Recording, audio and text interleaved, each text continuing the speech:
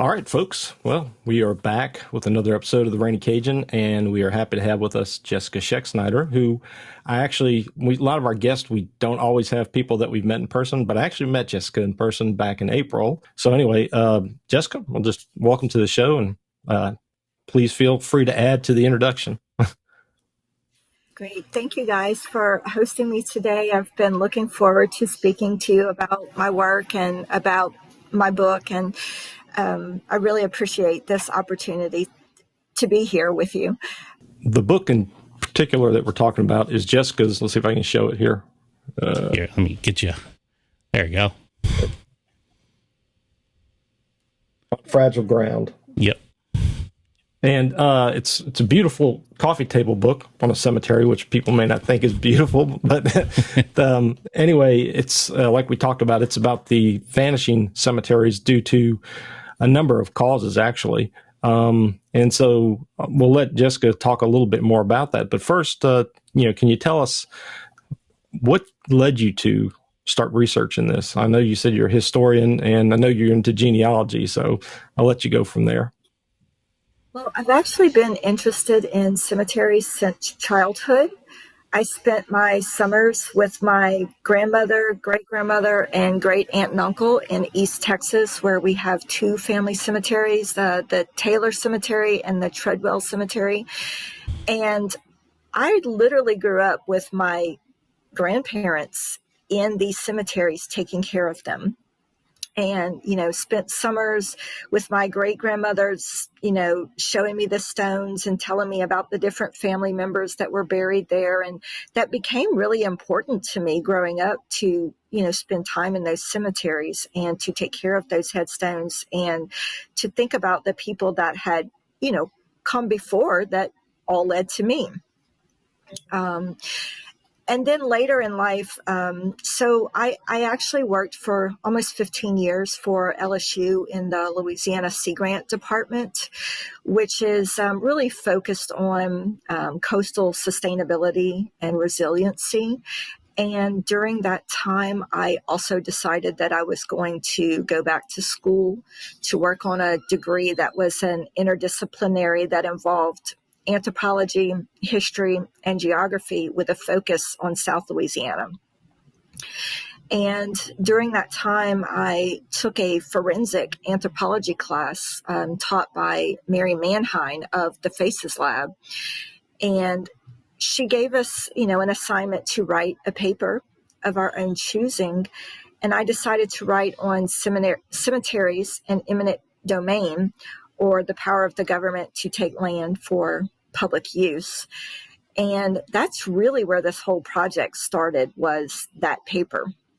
In the midst of writing that paper, I started thinking about my work in coastal resiliency, thinking, wait, we have all these cemeteries along the Louisiana coast. Like, what's going to happen to them as the land erodes or is inundated by floodwaters from storms? And I approached Mary one day and said, hey, what do you think about this idea of documenting these cemeteries? And she liked it. And so I also went to my director at Sea Grant and asked for some seed money to maybe start this project.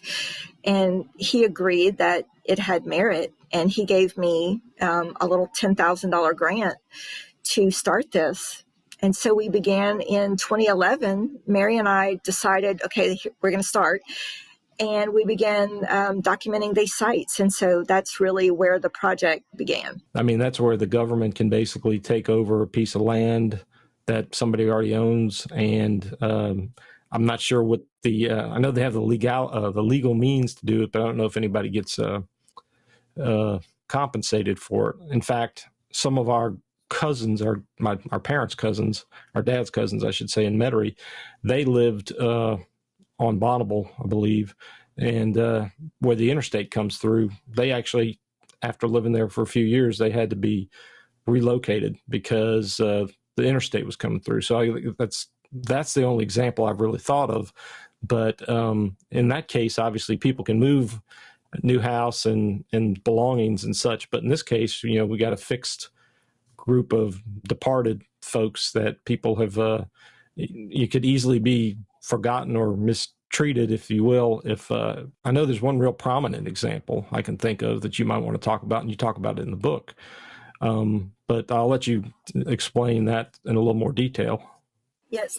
So eminent domain, when we think about that in terms of cemeteries in Louisiana, most people don't know that the majority of New Orleans, much of New Orleans is laid over former cemeteries. It's underneath the streets. It's underneath buildings. It's a lot more than people would imagine. And in that vein, the Old Girard Cemetery, which is partially underneath the parking lot of the Louisiana Superdome, it's really laid out in that Champion Square area.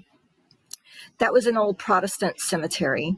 The way the contract was written for that cemetery by the city was that it was written up basically that it could be a Protestant cemetery until the city needed the land for some other use. The question I have is, because I don't remember if this was answered, were the bodies moved? Or do they remain underneath the parking structure at the Superdome? Some of them do, but the majority of the above ground graves were moved to other cemeteries. Okay, so yes.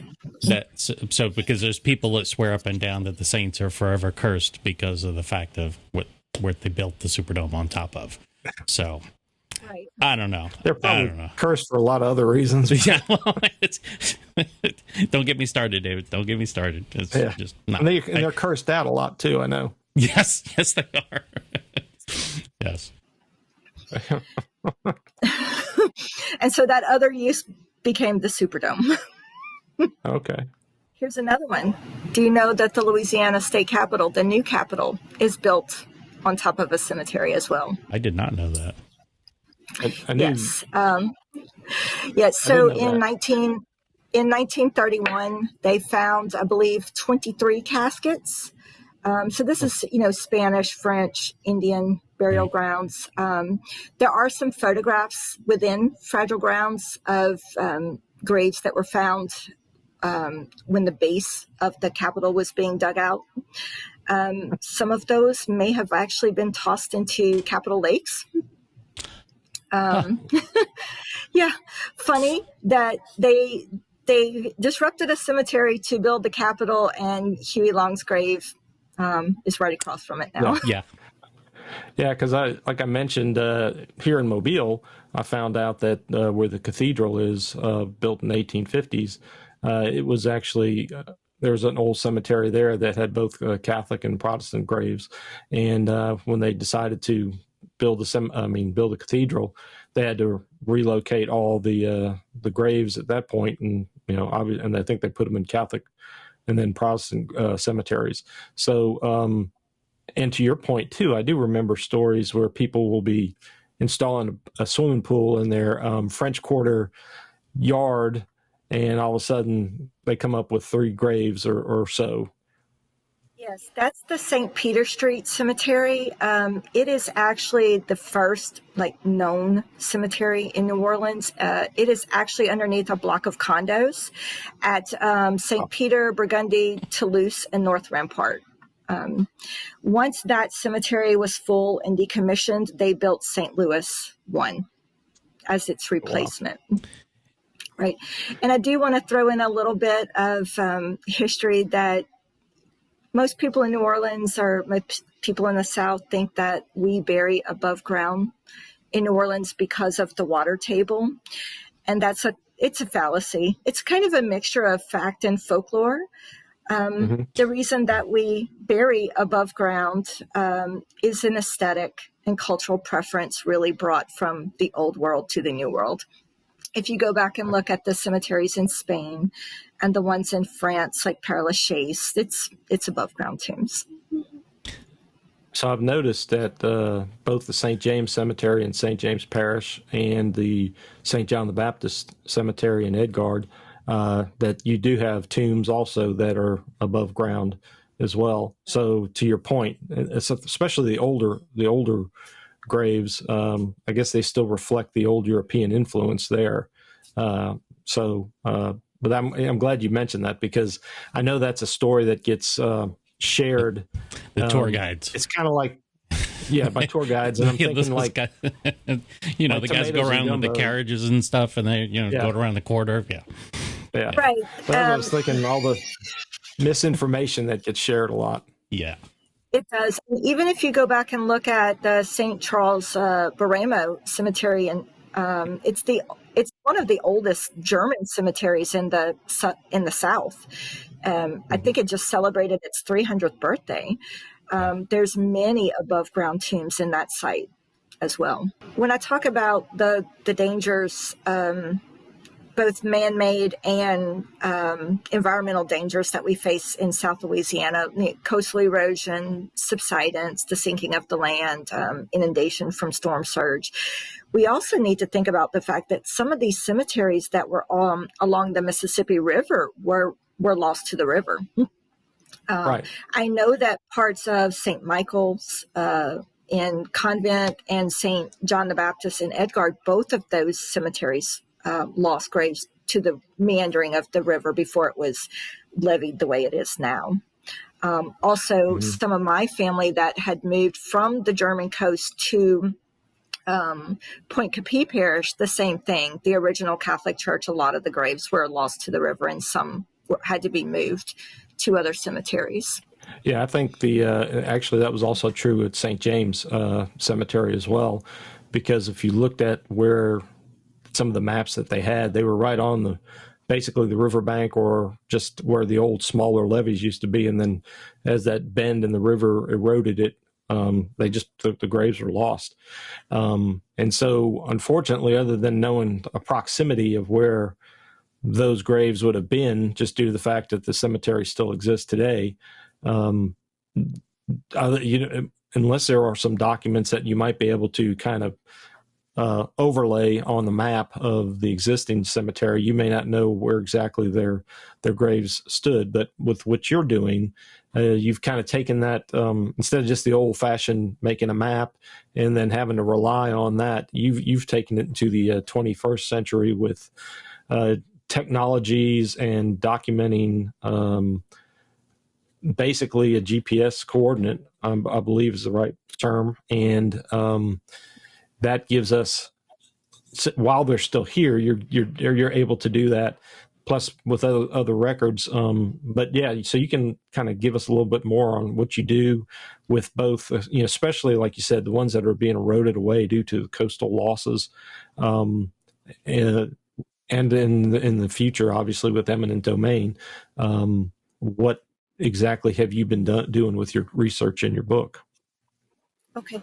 So when I first started looking at this, I pulled up the USGS documentation for cemeteries, because there is a base map for that, but they're single point locations. So, and there was no real standardization of where the point was taken. So, and I believe a good bit of this too might have been taken with cell phones. So just because you have that one point doesn't mean it's actually in the cemetery.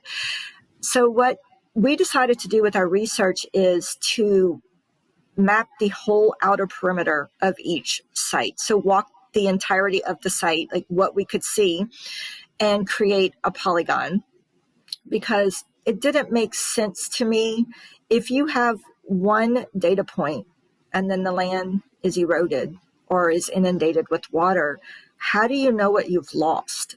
So it made more sense to me to make a polygon, so that you had the entirety of the site and you could always see that no matter what happens to it, you always know the entire size of the burial ground. And then within that, I also took photographs while we were documenting each cemetery. And I'm not really sure how many I have, but it's somewhere northward of 30,000 photographs that I've taken since 2011. And how many cemeteries have you gone to? For the project, we mapped 138 cemeteries in 24 parishes. 20 of the parishes are coastal, and then 4 inland parishes that had cemeteries that were endangered for numerous other reasons. So 138 cemeteries. But since the project ended, I've probably documented at least 10 or 15 more that need to be added to the data. Okay. So a second revision or volume, if you will. Do you have a sense of how many have been lost, like just already gone, that are underwater? And do you have any concept of how many might have just never been documented, and they were documented at some point, but there's no location for them? I don't have an exact number, but I can tell you of a few offhand that are extremely endangered. When we look at the area near Grand Isle, well, one, that the cemeteries on Grand Isle itself, Sure. but Sure. then a few that are north of Grand Isle, you can see photos in Fragile Grounds that we've taken in an area called, the cemetery is called Fort Lafont, and most of it is already in the water. And then also, there's a picture in Fragile Grounds of a cemetery right there. It is the Fort Lafont Cemetery, where it's concreted over. And I think the last I saw, maybe within the last year, is that one's already inundated with water. Laying concrete over it wasn't a great conservation method because it just made it heavier. So it's sinking faster now. Yeah. And then there's another site below Homa. Most people know or have heard of this. It's the Ile de Jean Charles Indians, the Indian community, and they have a cemetery on the island that has 50 known burials. There's a plaque there that was put up by Father Rock Knockhan that is the 50 known burials. But the tribal oral history says there's probably more than a couple hundred there. And I think most people that have read about the Ile de Jean Charles community know that they've been moved inland now to protect their tribe, but this cemetery is going to stay on this island, and this island is eroding very quickly. Wow.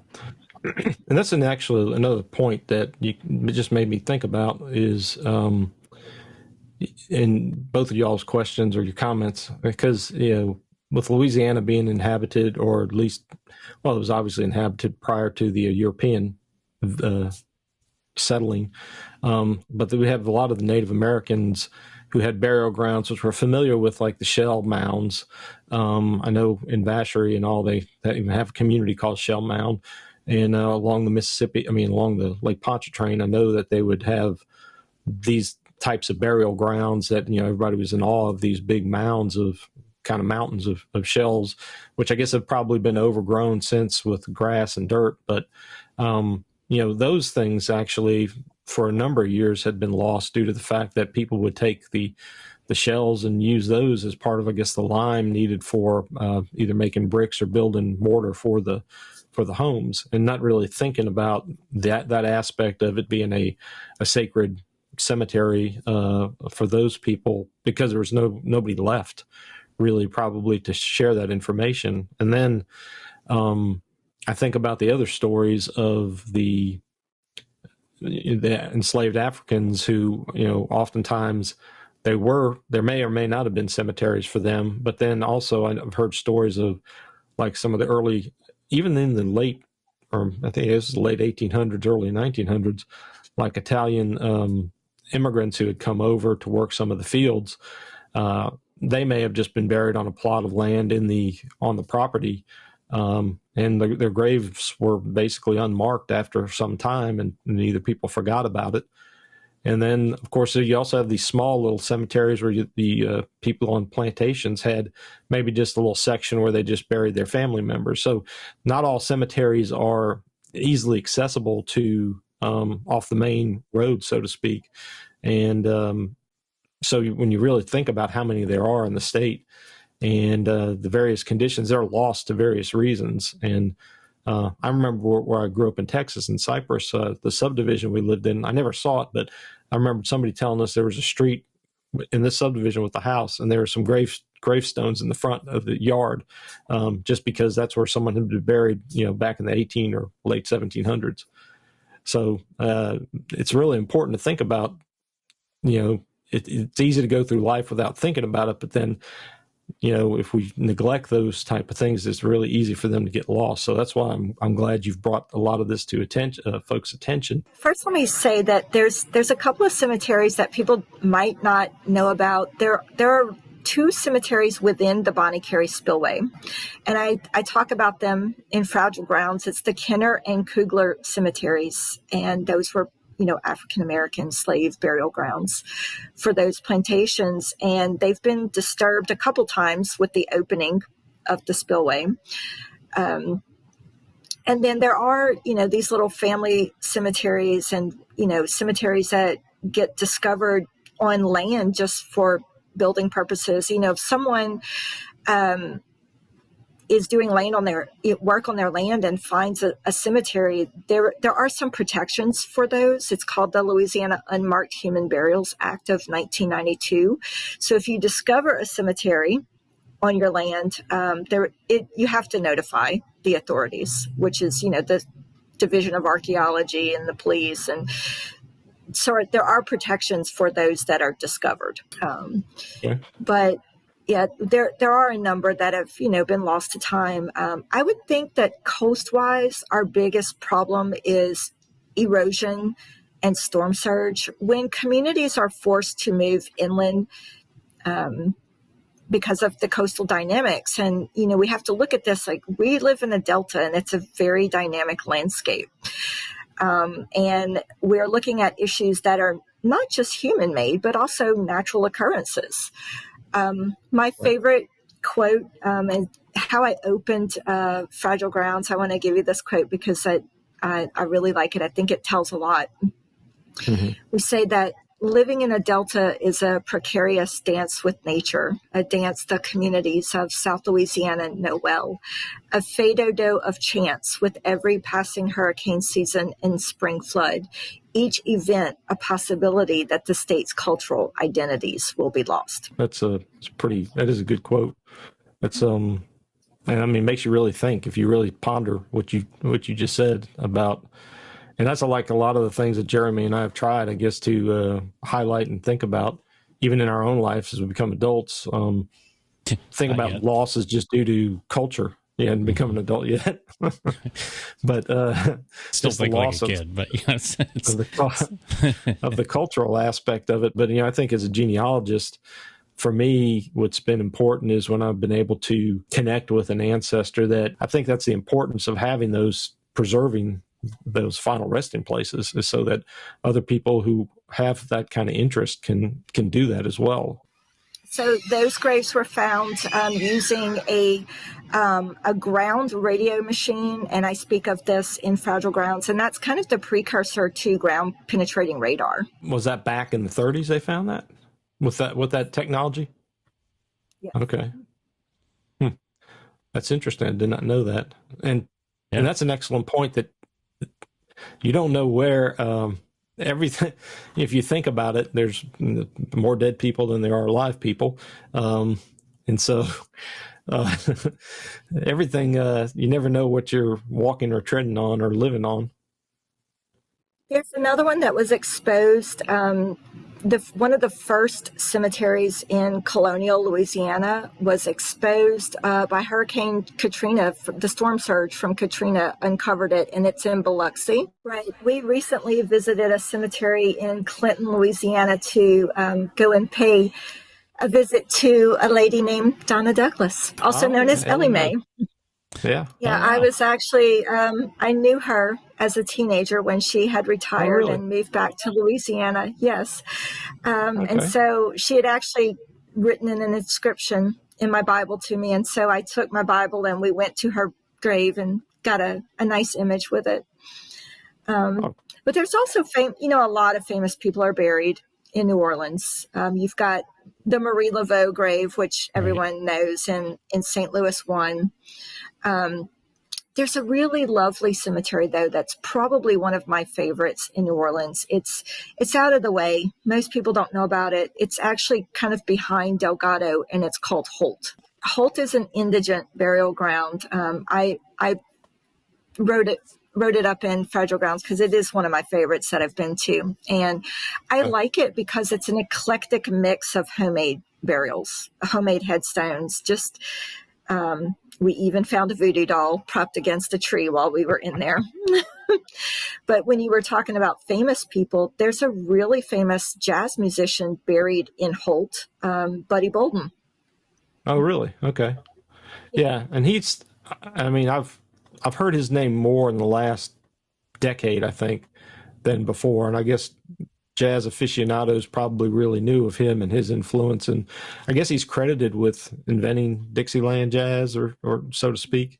And so, yeah, so that's one of those kind of rare finds, so to speak. Not making that connection there with that. I didn't know that. That's pretty cool. Was thinking about trying to think of other cemetery stories. One of them that came to mind, and wasn't really being an LSU fan and all. My daughters were or my oldest one was started at high school here. The football team ended up going to the state championship, so they got to play in Tuscaloosa, and so she was in the marching band, and so they went up there. I think it was the middle of the week. Game ended about 10 or 11 o'clock at night. And where the bus is parked, and we had to go take her to the bus. Well, actually rode home with us, but we had to go and get her stuff off the bus. Well, right next to the Bryant-Denny Stadium is a cemetery. So that was the path we took. Everybody there's a big pathway in between the cemetery. So if you would have told me I'd been walking through a cemetery about midnight in Tuscaloosa, years ago, I probably would have told you were crazy, but I didn't get a chance to do it. So, probably wouldn't do it again unless there was a big group with me. But it was just one of those it just becomes part of the landscape. And we think about, even Louisiana has had a strong tradition with All Saints Day and All Souls Day and the cleaning of the graves. And that's something that if you lose those graves, I know the tradition hadn't been probably as strong as it was even 50, 60 years ago. But I mean, that was an important part of our fabric, where our ancestors, our grandparents would go and make that pilgrimage, so to speak, and go visit their parents' graves and make sure everything's cleaned and whitewashed. Right. I think the tradition is still really held in the New Orleans area. And some places in South Louisiana do still, adhere to that. I do know there's a cemetery in Oscar. It's the River Lake Cemetery. It actually is the burial grounds for the author Ernest Gaines. It was his family burial grounds. He asked me to come and map his cemetery when he found out about the project, and that was an honor to be able to go and visit him. And I actually had my copy of A Lesson Before Dying still from high school, and I brought it to him and asked him to sign it while we were there. And we had a lovely visit with him, and his wife Diane took us out to see the cemetery, and they still host an All Saints, All Souls Day celebration where they go and clean that gravesite.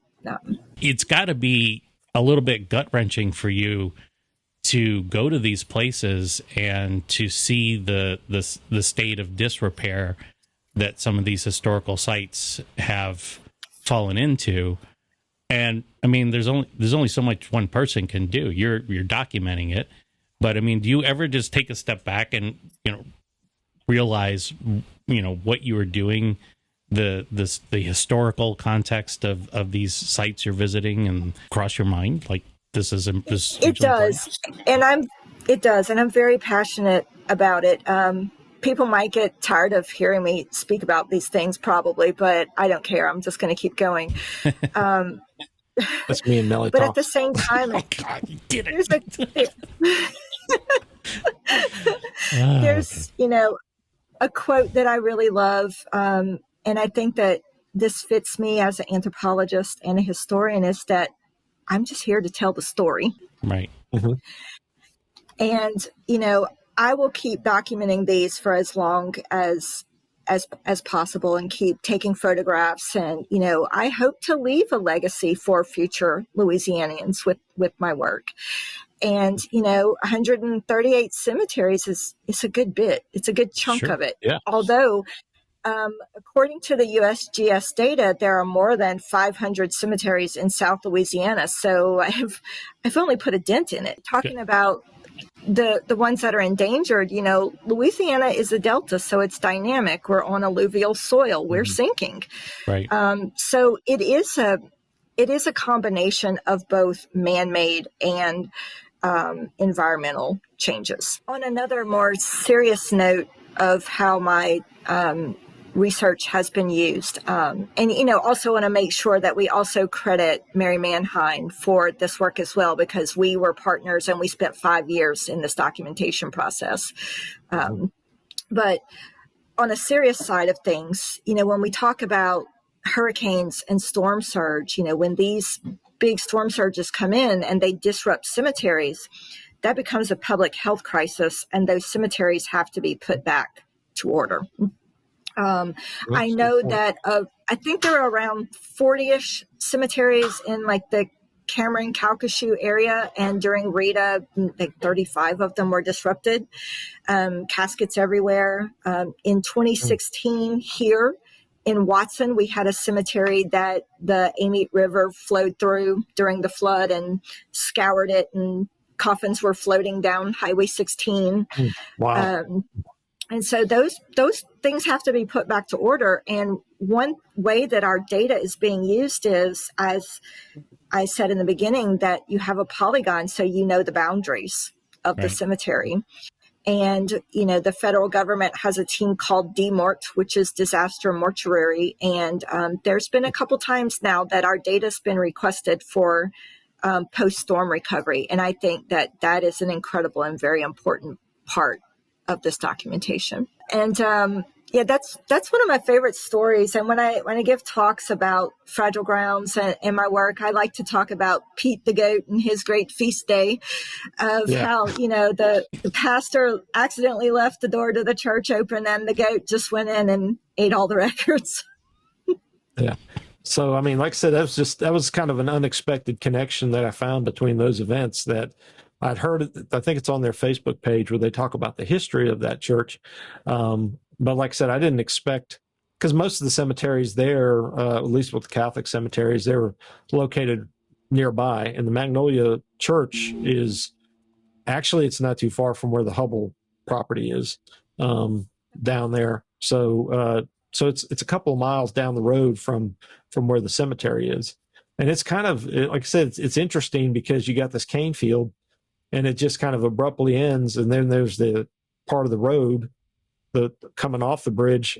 And then there's this beautifully well-maintained cemetery as far as from the headstones look. And like I think you say in the book, it was started by a freed enslaved, freed slaved after, I guess, the Civil War. Yeah. So your book's out, and it came out in 2017 or?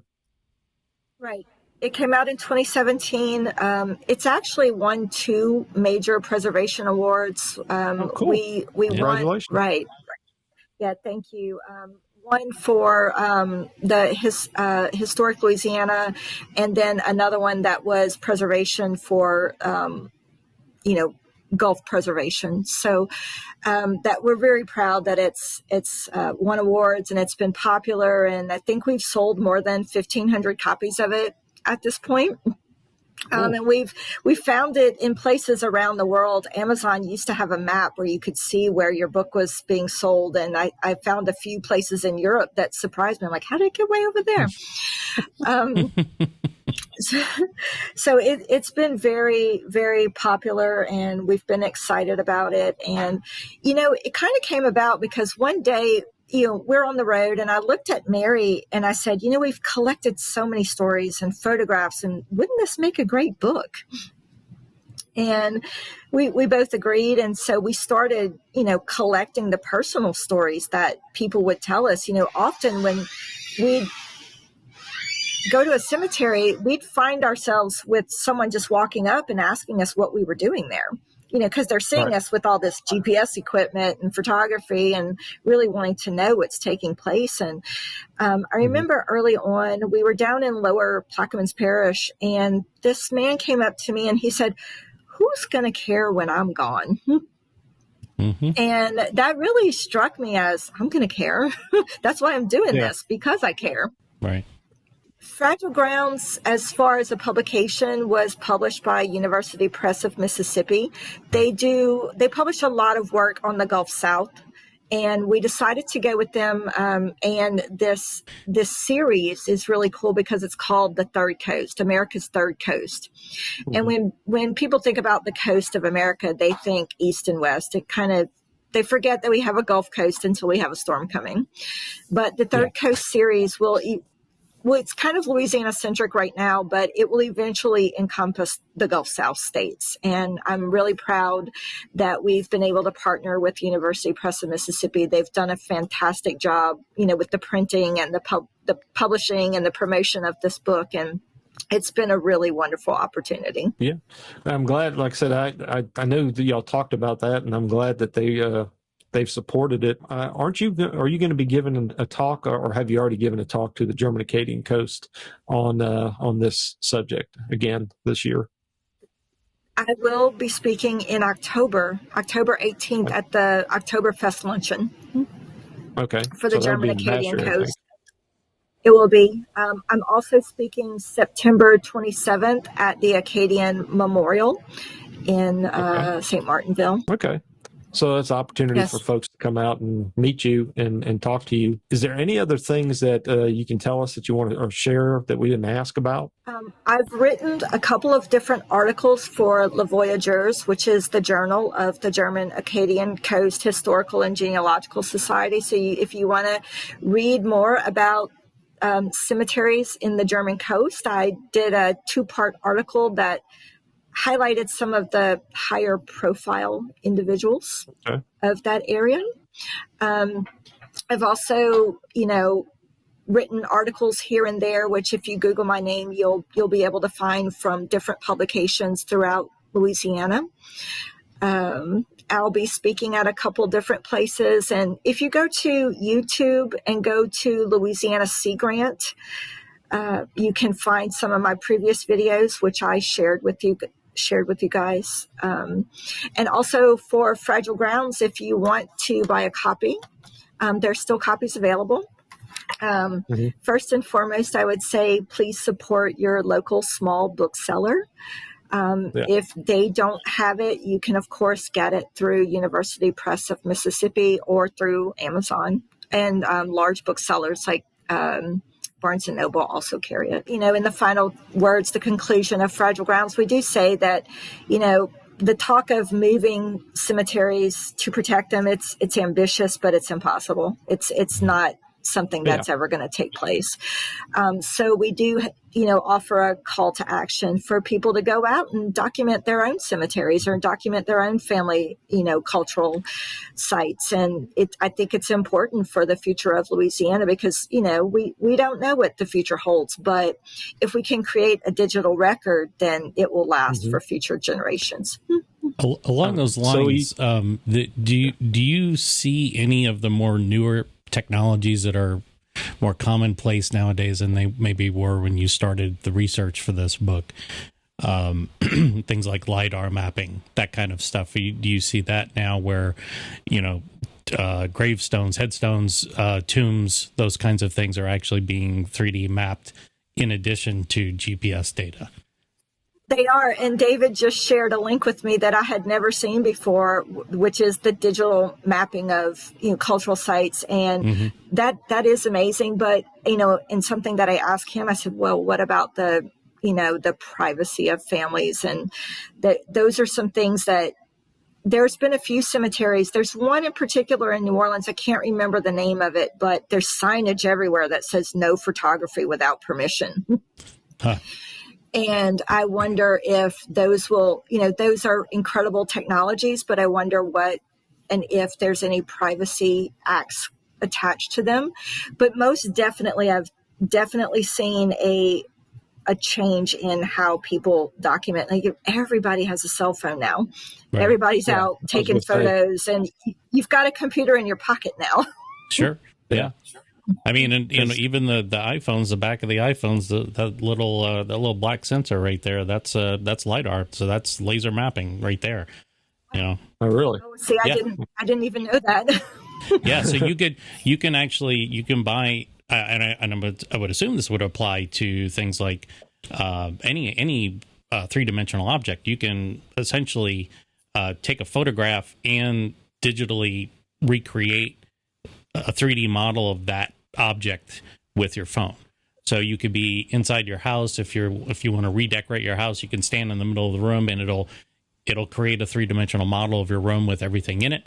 Or in this case, they use it for generating objects in a virtual world. So you take a real world object, you digitally recreate it in 3D, and then you can explore it anywhere in a 3D environment, or you could be on the other side of the planet and somebody could say, take a look at this, and you can spin it around and do that kind of stuff. And it's super cool.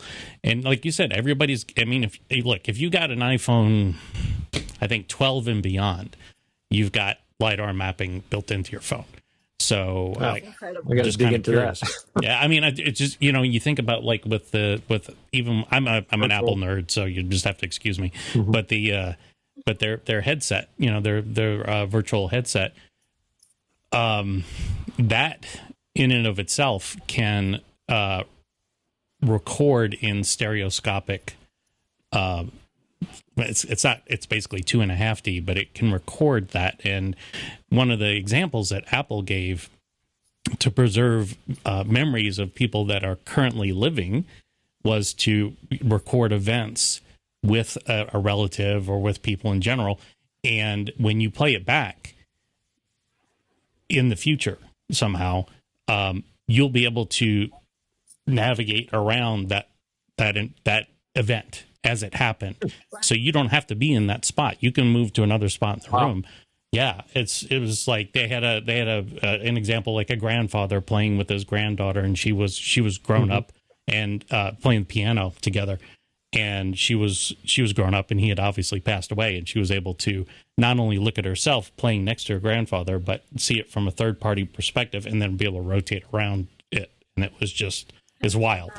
So being able to map, it's not the gravestones aren't going anywhere, so they're static objects. So you could just you literally could just walk through in a grid pattern however the cemetery is laid out, and you could almost map that in 3D. And for preservation of headstones that are eroding, those kinds of things, you'd be able to. I went way off on a tangent here, but I was just kind of curious, what kind of things would be possible to preserve the memory, even once, like you said, you can't move them. So once they're gone, they're gone. And if we have a way to digitally recreate that down the road by recording current objects, I guess it seems like, I don't know. I think you could easily do that for $10,000. A $10,000 grant, no problem. Ability and to virtually visit would really be an interesting way to be able to explore, like you were saying, the cemeteries on Grand Isle that are being consumed, for instance.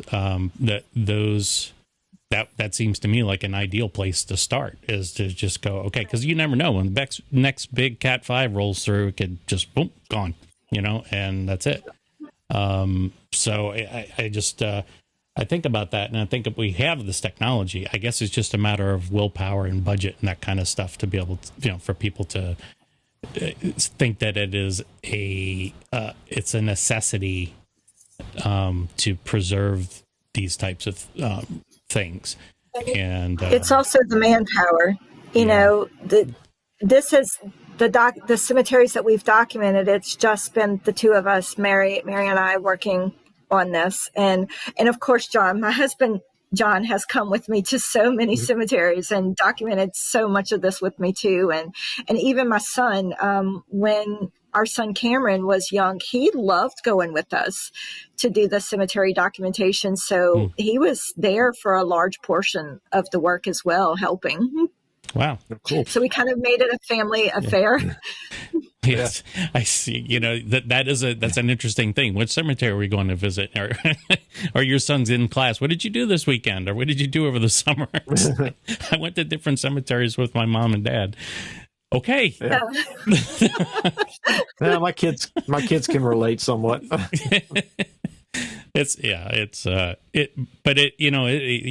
could easily see where manpower is a huge, component of it, and just everything.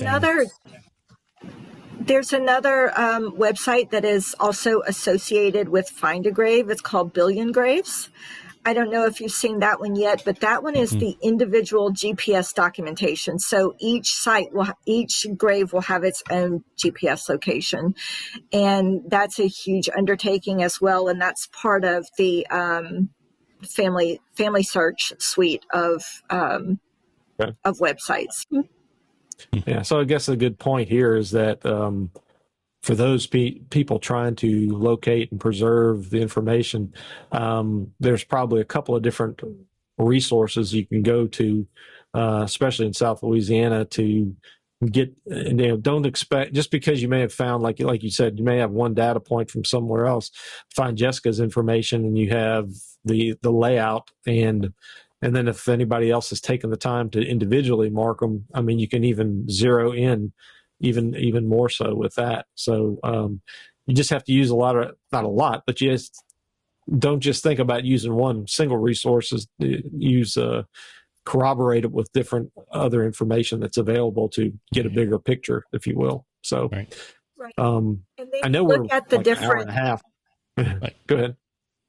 You look at the different, archive resources too. So not just the physical sites, but, using things like the state archives, the historic New Orleans collection, Hill Memorial Library. There's so much paper record too that it's associated with these cemeteries that you can go and get the background knowledge on. Yeah. Right. Yeah. That's a great point. I think it should be mentioned that you keep referencing Mary, but Mary was the one that got you into this, didn't she? Wasn't she responsible for turning you on to anthropology? She was. I started out as an English major, and then I took an anthropology class and changed my whole major. Yeah. So Mary's been a huge, presence in my professional life, and Mary is such a dear friend to me too. We have spent so much time together over the last, since 2010 is when I took that forensic class. But prior to that, I had also taken other classes that she had taught. So yeah, when I started out as an English major, she kind of changed my direction once I took her initial anthropology class. And who knew that you were going to be on this road together, literally and figuratively, right. Documenting these things. Life has a funny way of, when we were interviewing the guy from Sal's Snowballs last weekend and just talking about how he started out picking up trash and now he owns the snowball stand, and he's owned it for longer than the original owner did. Yeah. I just asked him, did you ever think about this was the life that you were going to have? And he's just like, it just happened. Sometimes things just happen. So, I decided to go back to school as an adult. Never did I think that this was the direction it was going to go in, because I had plans. So I thought, I'm going to be an English teacher. And it didn't go that way. I'm really proud of how it went. But the main, the main takeaway that I want to, give for this conversation is that, my work is really about the history, the people, and the culture of South Louisiana. And I'm very passionate about those things. Yeah. And making sure that I preserve as much as I can for future generations. Yeah. Speaking of which, did you want to maybe just briefly, before we wrap this, just talk about your recent endeavors since publishing the book and things you've been working on? Sure. Fragile Grounds has been out since 2017, and it's taken a good bit of time to promote and talk about and get it out there. But just prior to COVID, I started on another project that is not about cemeteries at all, but I've been interviewing women since 2019 now. And at this point, I've interviewed 65 women from Louisiana of all walks of life. And I have a future project coming, which will detail Louisiana's women from our Native Americans through colonialism to modern women, and end with some infamous women, which we have quite a few of here in Louisiana. I'm looking forward to that. That's my next project that's coming down the pipeline. Okay, great. That's cool. Yeah, looking forward to that. Yeah, sure. I can see that as another good reference when you're trying to tell the story from, or trying to think about your ancestors who grew up or were living, say, 1850s. But then when you read about how some of these other women or some of these other things, then it gives you a little more context about, like I talk about trying to make people connect with, you can read the facts, but then when you read the richer story behind it, then it really gets you thinking about it wasn't all cut and dry like certain events may seem at times. So that'll be a valuable asset for people to have as well. Right. And, as, I kind of look at myself from a cultural anthropology view. I love telling the stories behind our state. That's part of my passion. Yeah. Well, that's good. Oh, Yeah, I enjoy hearing the stories from the state too. Yeah, definitely. Well, we will we'll put a link to your book on this episode's description, so it'll be down below. If you're watching now, it'll be down below. And and we would love to once you get this other project off the ground and it's all publicized and everything, we'd love to have you back for talk about that one. Yeah, I'd love definitely. to do that. Thank you. All right. Well, thank you, Jessica. Okay. Thanks a lot for joining us, guys. Yeah, absolutely. Right. It's been wonderful. Thanks for having me. You're very welcome. Thanks for joining us, and we'll see you around. Yep. Take care.